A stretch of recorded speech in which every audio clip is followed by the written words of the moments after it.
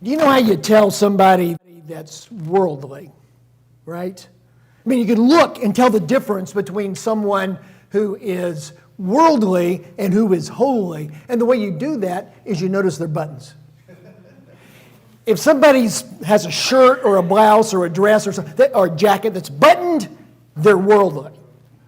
And if it's a closure with a tie or a hook and eye sort of closure, then they're spiritual. At least that's the way that the Amish teach, and some other fundamentalist group, the Hook and Eye Baptists and some others. They think that we'll see buttons are a worldly innovation. And they didn't have buttons in the Bible, so we shouldn't have buttons today. The interesting thing about that is that the hook and eye closure, which they prefer, didn't come about until the 14th century, not very long before these groups began to form. Buttons go all the way back to the Roman Empire. So Jesus might have seen somebody wearing buttons, so it's actually the buttons that are innovation. But the idea is that there's some external thing, some external way to know who it is that is worldly as opposed to really concerned about being spiritual. Several weeks ago, I asked the men's group to discuss some of the things that were on the list in the church growing up, that were things that were considered worldly that Christians were not supposed to engage in.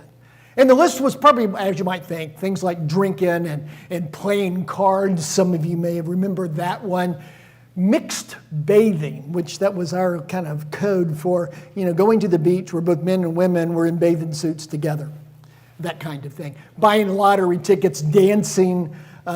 Cigarette smoking was on the list, but strangely enough, there was a group of deacons that always went out for a smoke together during the break between Sunday school and church. I'm not sure exactly how that worked. Well, if we were to ask you to do that list, probably some of the same things would come up.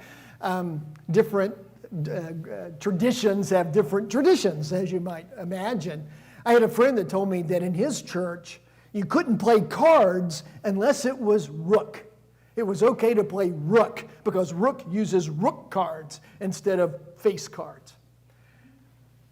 Of course, the teenagers in that church taught themselves how to play poker using rook cards. So that's kind of interesting. And another friend had a preacher who didn't want anybody to drink root beer because he said, quote, "Root beer is the root of beer." Well, the idea is you get a list of things that all Christians have to avoid, and so that you can tell the difference between people that are serious about being holy and those that aren't. Well, we don't worry too much about drawing up lists. I don't know what our list of things would be, but we don't really worry about whether people have buttons or not, or whether is that a Coke or is that root beer you're drinking. Our problem is greatly different. Our problem is we don't take holiness seriously enough. We have become too comfortable with things that may be worldly. And you see, the problem with that is the Bible is pretty plain about this call to holiness that we have and the dangers of worldliness. John says in 1 John 2, "Do not love the world or anything that is in the world. If anyone loves the world, love of the Father is not them." It's kind of a binary. We can love God or we can love the things of the world. And to emphasize, he says, we're everything in the world, and he limits that to the lust of the flesh, the lust of the eyes, and the pride of life, not worldly things that just exist in the world, but the powers and principalities and values. Those things don't come from the Father, but from the world. And then in Titus 2, Paul writes, "For the grace of God has appeared that offers salvation to all people." It teaches us to say no. Teaches us to say no to ungodliness and worldly passions, worldliness, and to live self-controlled, upright, godly lives in this present age. The grace of God that saves us is not a blank card that allows us to do anything that we want. No, the grace of God teaches us to say no to ungodliness and to say yes to following in the ways of God. And then a text that we saw earlier in our study of 2 Corinthians 5 and verse 16, "From now on we regard no one from a worldly point of view. Though we once regarded Christ in this way, we do so no longer. So we used to look at people in a worldly perspective, judging them from worldly standards. We don't do that anymore because we have come to know Christ. We continue this morning with our look at 2 Corinthians, a study that we're calling Power in Weakness. And Paul is going to say some things about worldliness. Now, we know that the Corinthian church was smack dab in the middle, that's a technical expression, by the way, in one of the most worldly, God-forsaken, decadent cultures that has ever been. Corinth was so bad that even the Romans were offended a bit. The slang word for a prostitute during that time was Corinthian girl. That's how the Roman Empire saw the Corinthians. And that had an impact on the church. The culture in which they lived has a way of sinking in and causing problems in the church. So when Paul is going to talk about worldliness, he's not talking about buttons and root beer. He is talking about our viewpoint about God and about his call for us to be holy. So with that in mind, let's just read the text together or listen to it read from 2 Corinthians chapter 6, verses 14 through chapter 7 and verse 1. Do not be yoked together with unbelievers. For what do righteousness and wickedness have in common? Or what fellowship can light have with darkness? What harmony is there between Christ and Belial? Or what does a believer have in common with an unbeliever? What agreement is there between the temple of God and idols? For we are the temple of the living God. As God has said, I will live with them and walk among them, and I will be their God, and they will be my people. Therefore, come out from them and be separate, says the Lord. Touch no unclean thing, and I will receive you. And I will be a father to you, and you will be my sons and daughters, says the Lord Almighty. Therefore, since we have these promises, dear friends, let us purify ourselves from everything that contaminates body and spirit, perfecting holiness out of reverence for God. The first part of the first verse in that reading is very familiar to us. Do not be yoked together with unbelievers. In all of my life, I've heard that attached to warnings about marriage, how improper it is to be married to someone outside the faith. In fact, sometimes how improper it is to be married to somebody outside of your little narrow view of what the faith is. You always got to marry somebody in your church, or there's going to be problems. Now, understand, that's a good thing to take into consideration. If you're married to someone, the closest person in the world to you relationally doesn't share the foundational value of commitment to God, that's going to cause problems in both your marriage and in your faith. But the context here is not talking about marriage. Even though we assume that it is, there was a Christian dating site called Equally Yoked. See, they're trying to match up Christians. So we know, because they don't want to be unequally yoked, there's also a Christian movie about problems in a marriage called Unequally Yoked. So that application has been made. But as we look at the context, Paul is not talking about marriage at all, but something else entirely. Back up just a verse or two and sort of get a running start into our passage for today. Paul ended with this very personal appeal that the Corinthians are to receive him and to return the love that he has for them. You remember this, we are not withholding our affection from you, but you are withholding yours from us. As a fair exchange, I speak as to my children, open wide your hearts also. Now, notice, kind of put a finger there in your mind in that text, and notice chapter 7, verse 2, the verse after we just finished reading, and how perfectly it flows. Make room for us in your hearts. We have wronged no one. We have corrupted no one. We have exploited no one. See, the section that we're looking at this morning, if you took it out, 2 Corinthians makes perfect sense. In fact, it almost seems from the outside that what Paul is talking about has nothing to do with what he's been talking about, unless we understand when Paul says, don't be yoked together with unbelievers. He's not necessarily talking about unbelievers in the sense of non-Christians, but those Christians that were leading them astray to act like the world. Paul had some opponents, some adversaries that were competing for his influence and trying to drag the church away into things like immorality. And Paul says, don't be yoked to those kinds of folks. Notice what James Thompson says in his commentary. He says, Paul has been defending himself against troublesome opponents. It is plausible to suggest that the unbelievers of 6:14 are Paul's opponents and that he is exhorting them to draw lines of separation in order to preserve their identity as a faithful church. So this is part of Paul trying to patch his relationship with the Corinthian church. Don't yoke yourselves to these folks that are dragging you away, but pay attention to this call that you have from God to be separate. So this call to be not to be unequally yoked with unbelievers is not talking about marriage. There is a problem when you're married to someone outside the faith, but it's a bigger problem in what Paul's talking about if we marry our faith to the standards and ideals of the world around us.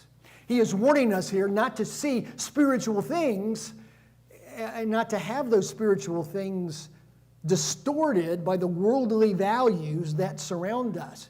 He is saying not to see God through the lens of this world. He is calling us to stand out and be separate and to be the church, that it is not our call to judge the world. I mean, we shouldn't be confused that the world acts worldly. And sometimes we act as though if we're offended that the world is worldly. Man, it'd be easier to be a Christian if we just passed some laws to make it harder for them to be worldly. The world is going to be worldly.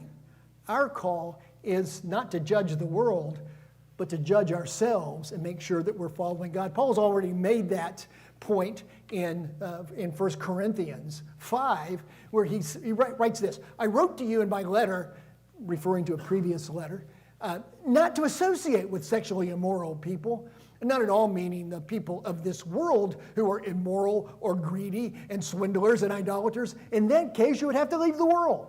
So Paul says, I'm not saying don't go to the marketplace because there's a bunch of worldly folks there. I'm talking about the way that you behave and the people that you accept at church. So he goes on in verse 12, what business is it of mine to judge those outside the church? Are you not to judge those inside? The world is going to be the world. It is not our job to make the world behave. The world is not going to behave. We must behave as Christians because we are attached to a whole different way of thinking. We are following a whole new set of beliefs, and that belief is going to transform the way that we live our lives. The world is not going to behave. Our job is to make sure we do. That we are living as the people of God. There's a world of difference, you see, between Paul and these false teachers. And if the church gives credence to these false teachers, then they're going to be yoked unequally to people that are dragging them away from the faith. Paul then asks a series of rhetorical questions. What do righteousness and wickedness have in common? The obvious answer is nothing. And then he asks, or what fellowship can light have in darkness? You can't have light and darkness at the same time. If it's light, then it's not dark. If it's dark, then it's not light. Those two things are indeed separate and apart. What harmony is there between Christ and Belial? Another word for Satan. So what do Christ and Satan have in common? Again, the obvious answer is nothing. Or what does a believer have in common with an unbeliever? Now, on the surface, believers and unbelievers have a lot of things in common, right? I imagine that there are non-Christians who despise the Cowboys just as much as I do. I got a cheap shot when I can, I guess. We can have some, but we can have the things that matter in common. It's a binary. We have to choose. And so he ends by saying, what agreement is there between the temple of God and idols? For we are the temple of the living God. Twice in 1 Corinthians, Paul made the point about we are the temple of God. The first time in chapter 3, he means the church. You know, you can't cause divisions in the church because the church is the temple of God. If you cause problems in the church, it's like spray painting graffiti on a holy temple. But then in chapter 6, he talks about we ourselves, our bodies, as the temple of the living God. That the Holy Spirit is in us, and we're supposed to use our bodies to do holy things, not unholy things. We are the temple of the living God, and therefore we are called to live in accordance with that. So he ends with a series of quotations from the Old Testament that drive home this point. Come out from among them and be separate, says the Lord. We are called to a different place, to live a different life by a different set of standards. We can't just fit in to what the world is or become like what the world says. Jesus in John 17 in his high priestly prayer prays that those who believe in him through the preaching of his apostles would be in the world, but not of the world. Two totally separate things. Think about it this way. A ship has to be in the water to be a ship. If the ship is in dry dock, it's more like a building. It's just there on land. It's not a ship yet. You put the ship in the ocean and it floats on the ocean. Now it's a ship. But let the ocean in the ship and you don't have a ship anymore. You have a shipwreck. Right? So it's got to be in the ocean, but not of the ocean. We must be in the world, but we have to be living by a totally different set of standards.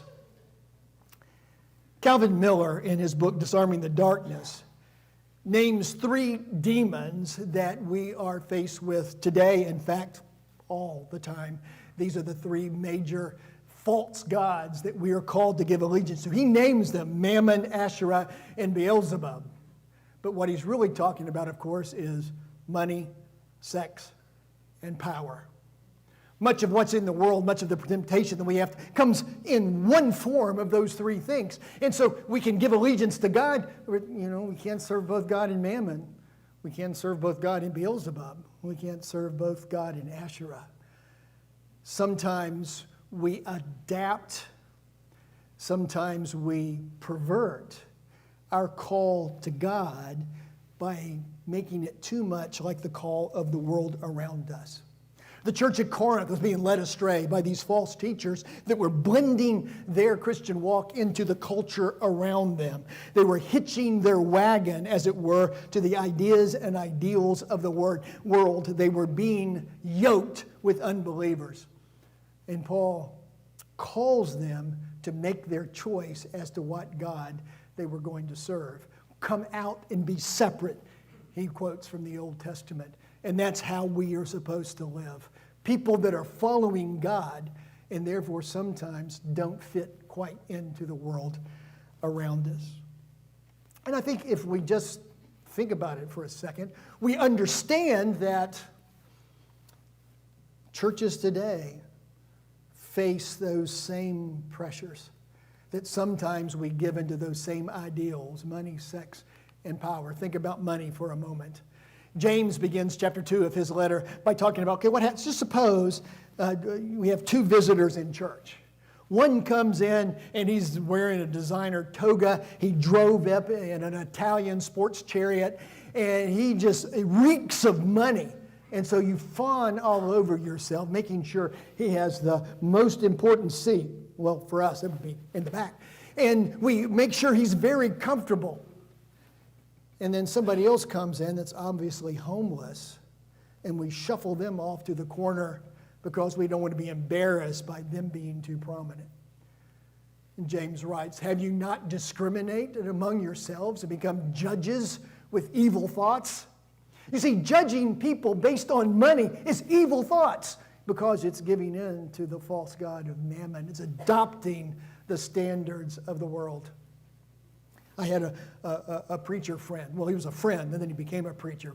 That told me about one of his first churches, the first big church that he worked with. The elders told him they were getting ready for a VBS, and the elders told him, "We don't want you door knocking, inviting kids from this neighborhood or this neighborhood," because they were of an ethnic background that they didn't want in their church.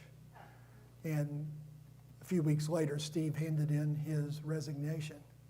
I remember another preacher friend that said that elders put pressure on him to make certain families in the church. You spend special time making these people feel appreciated and needed, and sometimes you've got to give in to these folks because they were the ones that had the most money.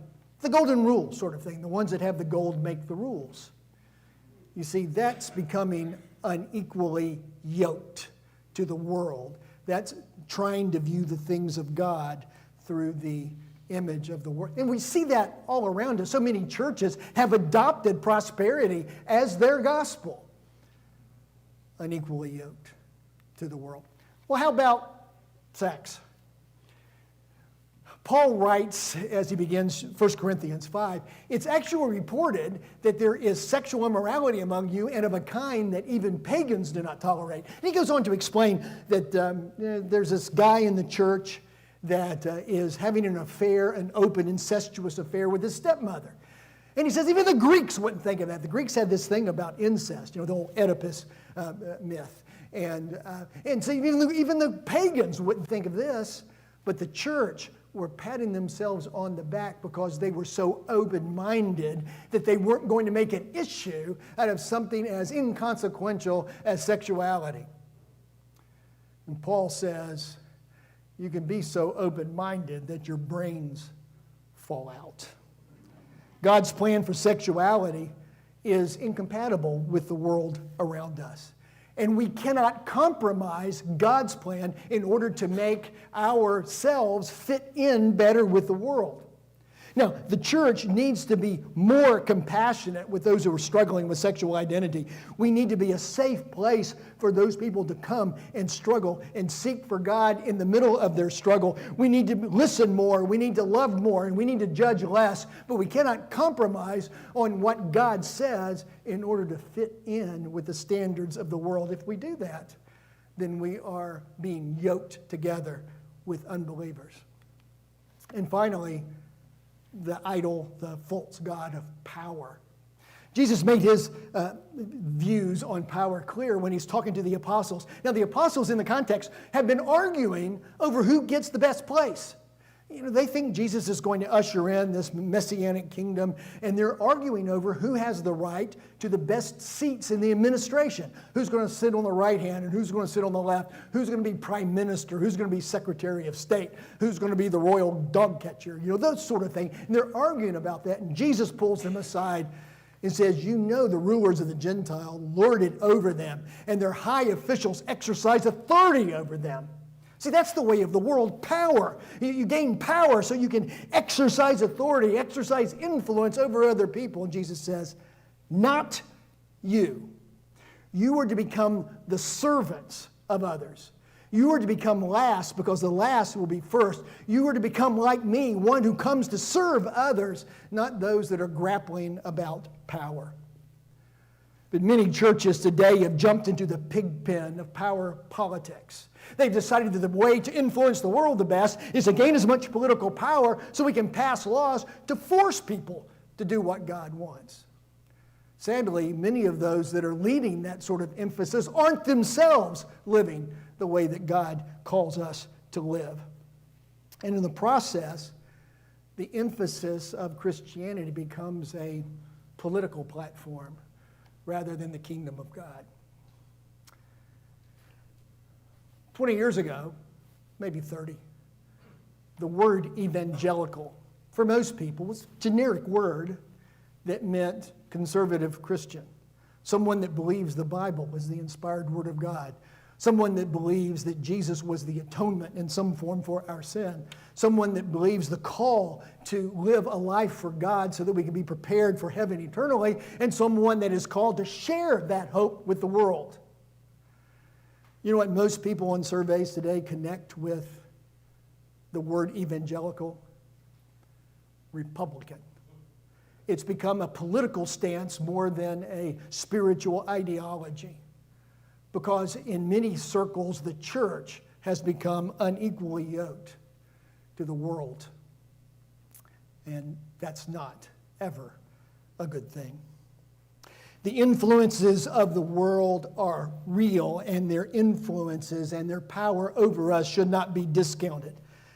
We are called not to be worldly, but to be holy, because the God that we serve is holy. There's not a list of external things, like not wearing buttons or drinking root beer, that indicate that we are not worldly. But it's rather the focus. It's rather what we value. It's rather what we follow. It's rather what we put first in our lives. Are we truly seeking first the kingdom of God? If we are, then we refuse to see God's kingdom through the lens or the prism of the world around us, even if that makes us stand out as radically different from the world. So how about you? Whose voice are you hearing today? Who is it that you're focused on? Are you like the deer that we're getting ready to sing about, that is thirsting for the water? Are you thirsting for God like that? And does that thirst for God sometimes lead you to stand out as being a little bit different from those around you? Or are you fitting in to the values and standards around you because it's just easier to fit in than it is to stand up and be different?